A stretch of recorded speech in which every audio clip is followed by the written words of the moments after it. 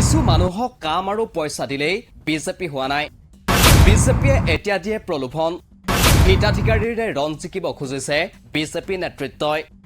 তৃতীয় পৰ্যায়ৰ নিৰ্বাচনৰ প্ৰাক মুহূৰ্তত অশোক শৰ্মাৰ বিস্ফোৰণ। জ্যেষ্ঠ বিজেপি নেতা ৰাজেন গোহাঁইৰ পাছত এইবাৰ আন এগৰাকী জ্যেষ্ঠ নেতা অশোক শৰ্মা। ২৬ এপ্ৰিলত দ্বিতীয় পৰ্যায়ৰ নিৰ্বাচনৰ মাজতে নগাঁও লোকসভা সমষ্টিৰ প্ৰাক্তন সাংসদ তথা প্ৰাক্তন কেন্দ্ৰীয় মন্ত্ৰী ৰাজেন গোহাঁয়ে দলৰ ৰাজ্যিক নেতৃত্বৰ বিৰুদ্ধে উত্থাপন কৰিছিল কেইবাটাও গুৰুতৰ অভিযোগ। ইয়াৰ বিৰুদ্ধে মুখ্যমন্ত্ৰী ডক্টৰ হিমন্ত বিশ্ব শৰ্মাই দলৰ ৰাষ্ট্ৰীয় নেতৃত্বই ব্যৱস্থা গ্ৰহণ কৰিব বুলিও প্ৰকাশ কৰিছিল। ইয়াৰ পাছতো দেওবাৰে দলৰ কাম কাজক মুকলিকৈ সমালোচনা এগৰাকী জ্যেষ্ঠ নেতা তথা নলবাৰী বিধানসভা সমষ্টিৰ প্ৰাক্তন বিধায়ক অশোক শৰ্মাৰ। বিজেপিৰ যি নীতি সেয়া আজিৰ তাৰিখত নাই বুলি খুবুজাৰী জ্যেষ্ঠ নেতাগৰাকীৰ অভিযোগ। কিছু মানুহক কাম দিলে, কিছু মানুহক পইচা দিলে বিজেপি হোৱা নাই, বিজেপিৰ চৰকাৰ হৈছে। কিন্তু বিজেপিৰ নীতি আদৰ্শৰ পৰা এতিয়া বহুদূৰ আঁতৰি গৈছে, যাৰ বাবে জ্যেষ্ঠ কাৰ্যকৰ্তাসকল বহি যাব লগা হৈছে। যি আদৰ্শৰে চৰকাৰ গঠনত সক্ৰিয় ভূমিকা লোৱা হৈছিল সেই প্ৰক্ৰিয়া আজিৰ তাৰিখত নাই।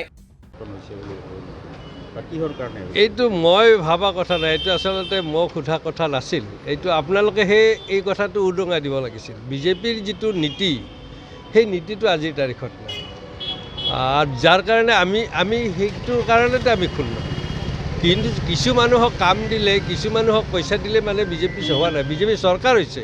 কিন্তু বিজেপিৰ নীতি আদৰ্শৰ পৰা এতিয়া বহু দূৰত গুচি গৈছে, যাৰ কাৰণে এই আপুনি কোৱাৰ দৰে জ্যেষ্ঠ কাৰ্যকৰ্তাসকল বহি যাব লগা হৈছে। কাৰণ আমি যি আদৰ্শৰে পৰিপুষ্ট হৈ দলটোক আগবঢ়াই নিয়াত বা চৰকাৰ গঠন কৰাত সক্ৰিয় ভূমিকা লৈছিলোঁ, সেই প্ৰক্ৰিয়া আজিৰ তাৰিখত নাই। বিজেপিৰ বিৰুদ্ধে প্ৰলোভনৰো অভিযোগ প্ৰাক্তন বিধায়কগৰাকীৰ। তেওঁৰ স্পষ্ট মন্তব্য, বিজেপিয়ে প্ৰলোভন নিদিয়ে, কিন্তু এতিয়া প্ৰলোভনৰ পয়োভৰ চলিছে।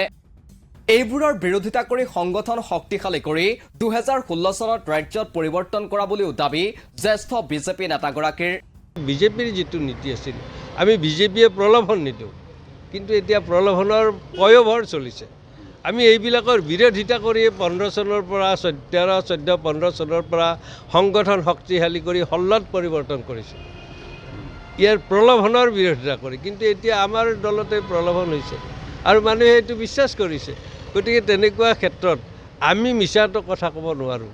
গতিকে আমি যিহেতু মিছা কথা ক'ব নোৱাৰোঁ, আমি সেইকাৰণে নিৰ্বাচনী প্ৰক্ৰিয়াত আৰু সহযোগ বিচৰা নাই, সেইকাৰণে আমি নিৰ্বাচনী প্ৰক্ৰিয়াৰ। আনহাতে এতিয়া আগৰ দৰে বিজেপিৰ অৱস্থা নাই বুলিও মন্তব্য প্ৰাক্তন বিধায়ক অশোক শৰ্মাৰ। ইয়াৰ কাৰণ দৰ্শাই তেওঁৰ মন্তব্য, দলৰ নেতৃত্বই হিতাধিকাৰীৰেই ৰণ জিকিব বুলি ভাবিয়েই তেওঁলোকৰ দৰে কাৰ্যকৰ্তাসকলক এলাগী কৰিছে।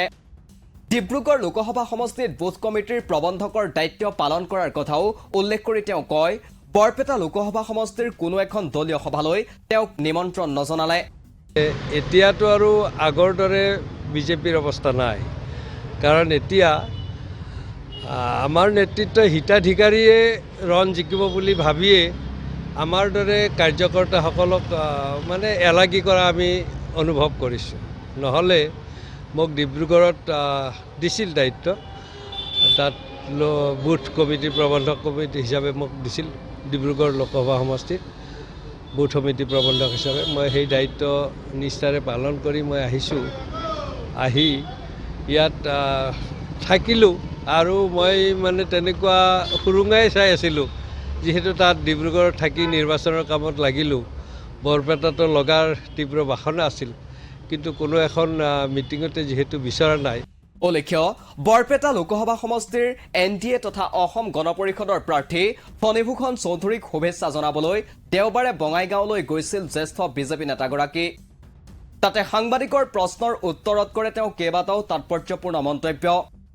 ৰাজ্যত তৃতীয় পৰ্যায়ৰ লোকসভা নিৰ্বাচনৰ প্ৰচাৰ অভিযানৰ অন্তিম দিনটোতে অশোক শৰ্মাই কৰা মন্তব্যই স্বাভাৱিকতে দলক অস্বস্তিত পেলাব। কিন্তু এই সন্দৰ্ভত মুখ্যমন্ত্ৰী ডক্টৰ হিমন্ত বিশ্ব শৰ্মা আৰু দলৰ নেতৃত্বৰ প্ৰতিক্ৰিয়াও হ'ব লক্ষণীয়। নিউজ ডেস্ক ৰিপোৰ্ট, দি ক্ৰছ কাৰেণ্ট।